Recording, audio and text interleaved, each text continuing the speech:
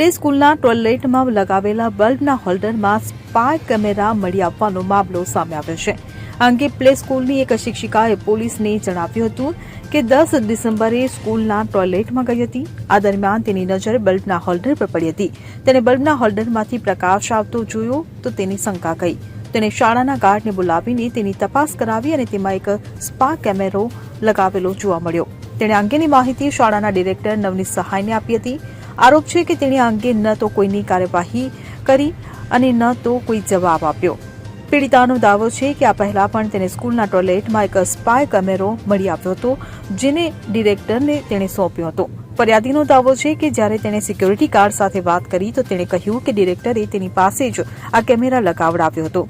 Police તપાસમાં એ પણ સામે આવ્યું કે કેમેરામાં ન તો કોઈ ચિપ છે કે ન તો કોઈ રેકોર્ડિંગ. આરોપીએ પૂછપરછ દરમિયાન જણાવ્યું હતું કે કેમેરા માત્ર લાઈવ બતાવી શકે છે. આથી તે કેમેરાની મદદથી ટોયલેટ જતી વ્યક્તિને કમ્પ્યુટર અને મોબાઈલ દ્વારા લાઈવ જોતો હતો. Bureau report CN24 news.